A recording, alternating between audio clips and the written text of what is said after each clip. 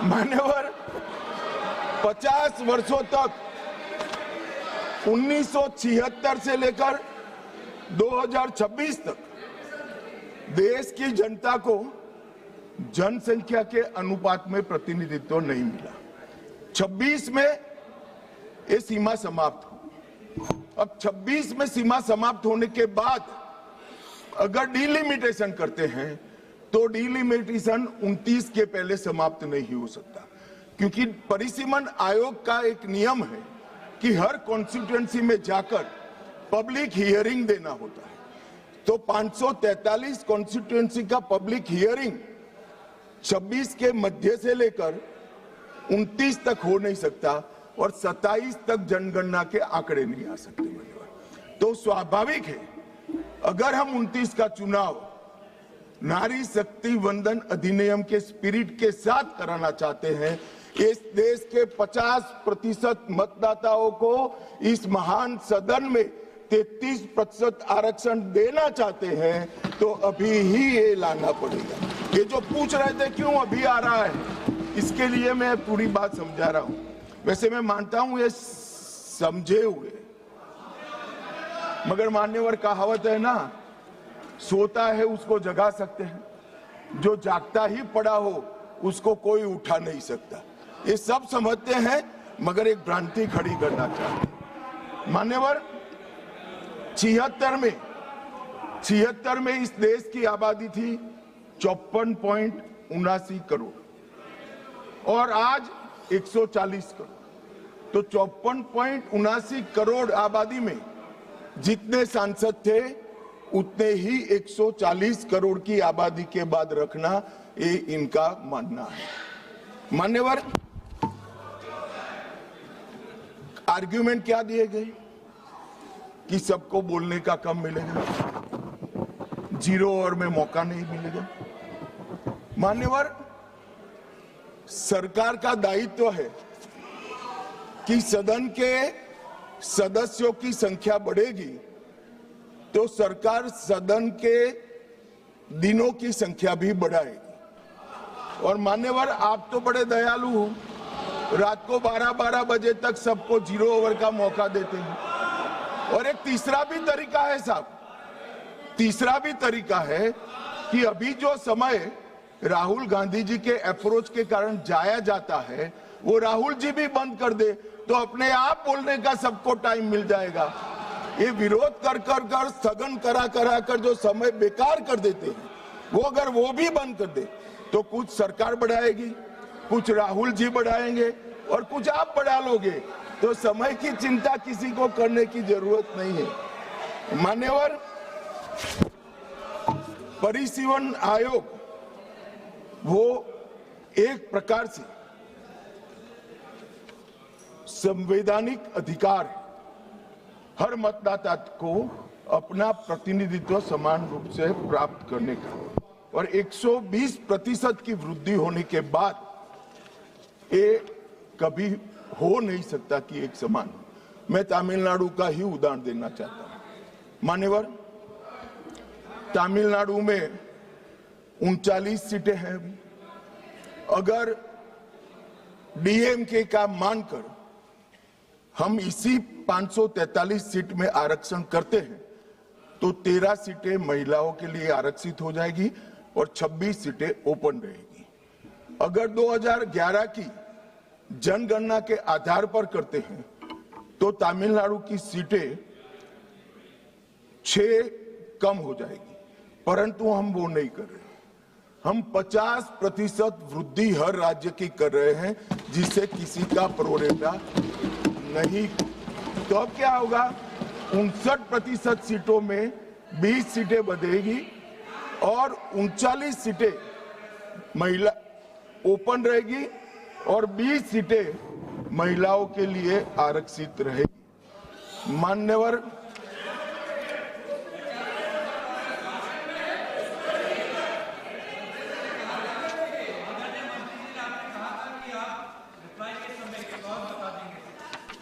अभी कहां समाप्त हुआ है भाई, आप भी राहुल जी की तरह मेरे बोलने का क्रम आप तय करो। नहीं तो कोई आपत्ति नहीं है।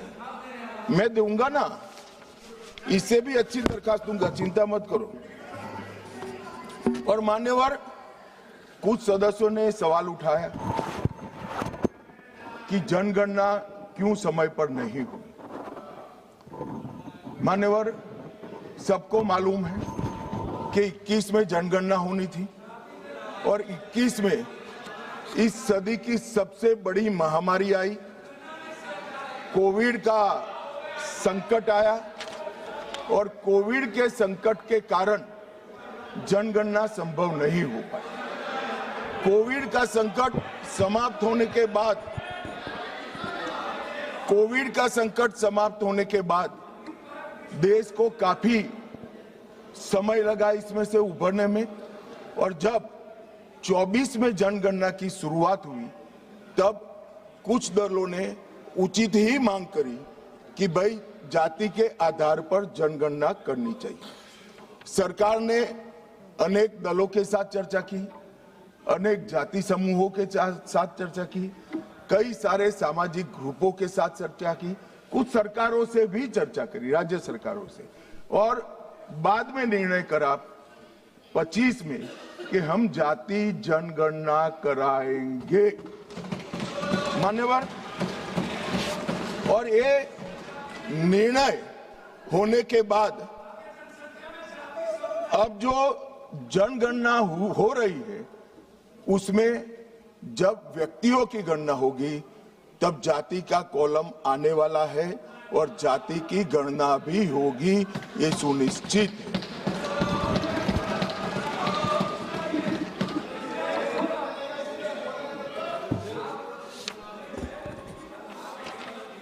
मान्यवर, मैं पहले भी जो जनगणना हुई है कांग्रेस पार्टी के समय में, इसके भी प्रश्नोत्तरी को स्टडी किया हूं। जब बिल्डिंग की जनगणना होती है उस वक्त जाति जनगणना तो ये करते ही नहीं थे, परंतु धर्म भी नहीं पूछा जाता था और कुछ नहीं पूछा जाता था। मगर जब व्यक्ति की जनगणना होती है तब ये सारे सवाल आते हैं, कितना पढ़े लिखे हो, कब जन्म हुआ था, धर्म क्या है। अब ये भी पूछेंगे कि जाति क्या है। इसमें किसी को संशय करने की जरूरत नहीं है। नरेंद्र मोदी जी ने दूरदर्शिता के साथ आपको पहचान कर कैबिनेट प्रस्ताव में जनगणना की जाति के साथ होगी वो प्रस्ताव पारित। तो इसमें कोई कंफ्यूजन रखने। पीयूष भाई, क्या अपेक्षा रख रहे हो? ये जाति जनगणना की डिमांड नहीं कर रहे हैं, हमें उलझाना चाहते हैं।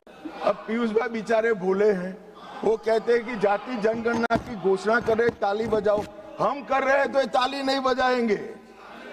उनको जाति जनगणना से कोई लेन देन नहीं है, उनको यहाँ बैठने से लेन देन है जो नहीं होने वाला है भैया। अभी मान्यवर, मैं फिर से एक बार 140 करोड़ की जनता के मन में किसी की भी प्रकार का भ्रांति, कंफ्यूजन न हो, इसलिए स्पष्ट करना चाहता हूं कि नरेंद्र मोदी जी की कैबिनेट ने जाति जनगणना का जो निर्णय किया है वो कैबिनेट प्रस्ताव में 26 की जनगणना जाति के साथ कराने का निर्णय किया है।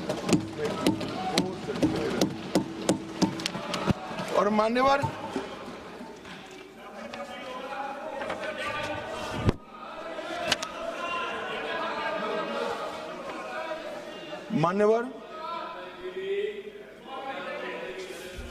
अब ये बिल जब से आया है तब से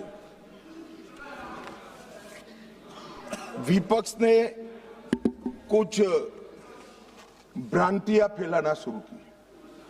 सबसे पहली भ्रांति फैलाना शुरू की कि जाति जनगणना को टालने के लिए ये कर रहे हैं।